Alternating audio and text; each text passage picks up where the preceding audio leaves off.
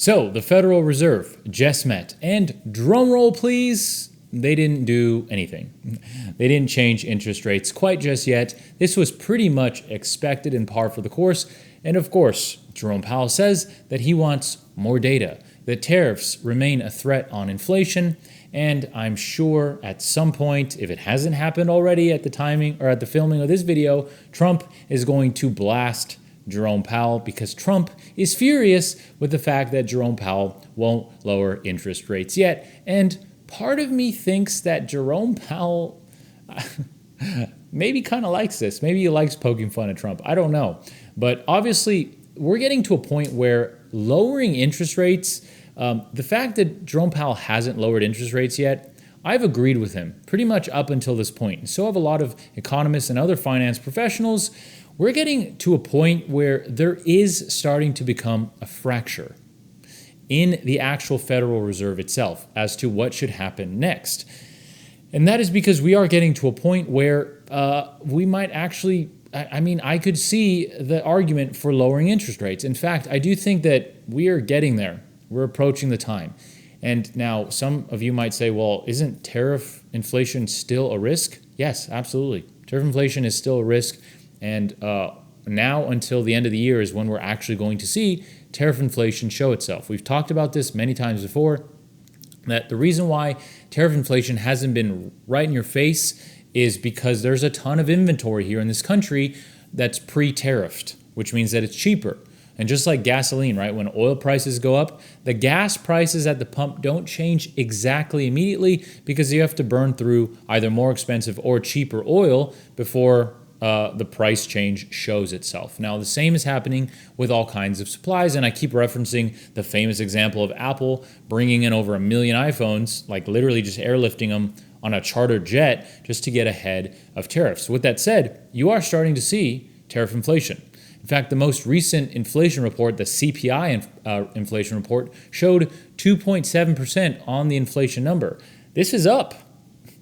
This is up from 2.4%. Now, yes, there are a couple of categories like housing and food. Housing was up 3.8%. Food was up 3% on the dot. That's going to bring up inflation in general, but we're starting to see it, and we will continue. So then the question becomes, well, then why are you saying that maybe you could see the argument for lowering interest rates? Well, that has to do with this nerdy thing called the neutral rate of interest, okay, or R star. Basically, this is, and I've talked about this here before, and I'll just give you a brief overview. R star is basically the level of interest that is required under the current conditions to keep maximum employment while also stabilizing prices at that inflation level, okay? So, and of course, this is I don't want to say theoretical, but nobody really knows the number. So economists, as well as the Federal Reserve, they estimate it and they try to figure it out based on the current economic conditions. So basically, we're above R star. That is why we're having an inflation fighting effect. So as long as the FFR, federal funds rate, remains above R star, or the neutral rate of interest, you will have an inflation fighting effect, but you will also have a negative effect on the job market. Okay, so in theory, if we are an entire percentage point above R star or half a percentage point above R star, then there is room to cut rates while still having a positive effect on inflation. So if R star is 3.75%, as long as we remain above that, you will have an inflation fighting effect and a negative effect on the job market. At R star, you would stabilize inflation at the current inflation rate or whatever it is at that time, and you would maximize employment.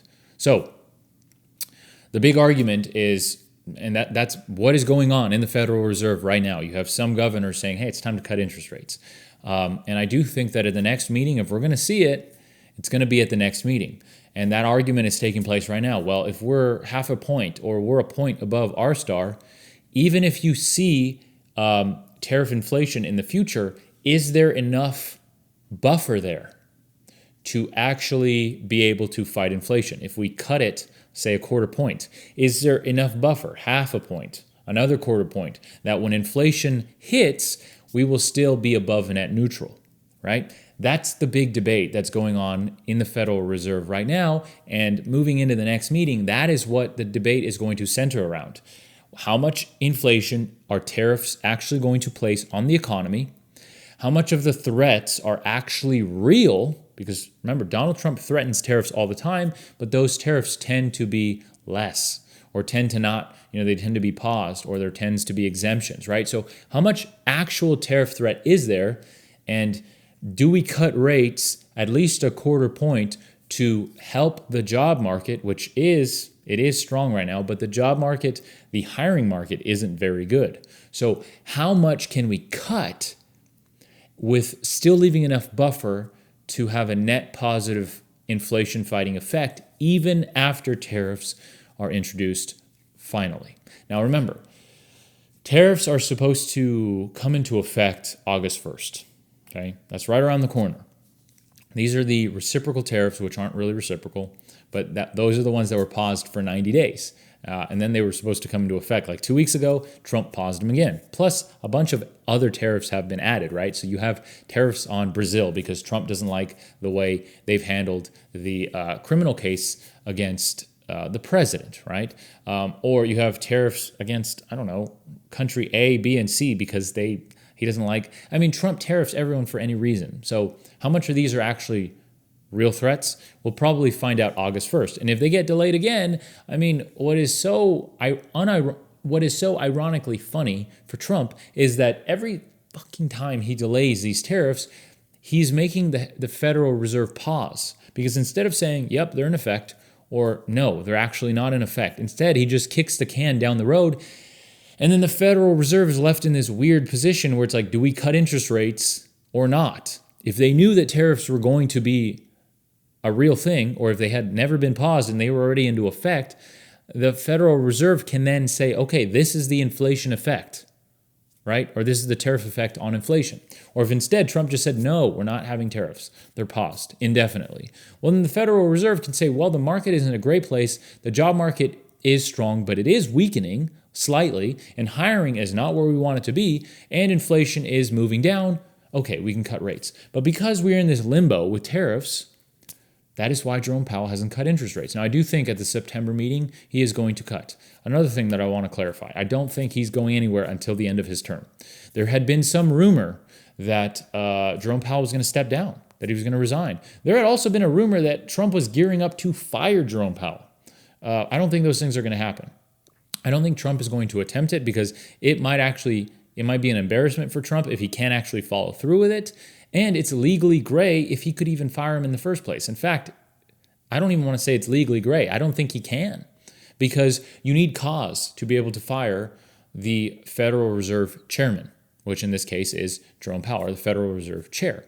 Trump doesn't have cause, right? Trump does not have cause. Cause would be, that's the gray area. What is cause? Really, most courts are going to say, is Jerome Powell doing something directly opposite to the dual mandate, which is maximum employment and price stability? And unless he's doing something literally to do the opposite to those things, Trump is not going to have cause. So I don't think that's going to happen. I think Jerome Powell is going to see his term through, and I think that they're going to fight. Or Trump is going to basically insult Jerome Powell for another, few months until his term's up next year. So yeah, that's where we're at. A couple things to note. The Federal Reserve meets again in September. The odds when you look at the CME Fed Watch tool are much better this time around for cutting rates. Now, it isn't a certainty, and any sort of inflation report, CPI or PCE from now until then could absolutely change the Federal Reserve's choice. If we have tariffs that very clearly are affecting inflation, that could change the Federal Reserve's choice. But right now, that looks like we're going to be the first rate cut. And what I want to end this video on is, oh my goodness, how long it actually takes to make policy changes. Remember, the AC just kicked on. Remember like 2 years ago when the whole 2-1 buy down thing in real estate was going on? You got to buy down your rate for 2% the first year, 1% the next year, with the thought of it being refinanced in year 3. we thought that we were going to have lower rates, and mortgages are literally the same that they were like 3 years ago. I mean, it takes a long time for the Federal Reserve to make these changes, and it takes a long time for inflation to actually cool and reach the target rate of 2%. We are still above the target rate at the time of filming this video. It is wild to see how actually slow these things change. And I know we all know, us that we love finance or economics, we study it, but it's one thing to see it on paper. It's another thing to be in the middle of it, coming down from 9% inflation in 2022 to finally almost 2%. I mean, it takes a while. And of course, tariffs just inflame that process. But with that said, I don't want to drag out this video for no reason. The Federal Reserve just met. They didn't cut interest rates. They probably will next meeting. With that said, if you like personal finance, world economics, and investing, you are in the right place. So if you haven't subscribed yet, please consider doing so. Helps out the channel tremendously. With that said, I hope to see you around for the next video. Until then, have a great rest of your day, and I'll see you in the next one. Take care.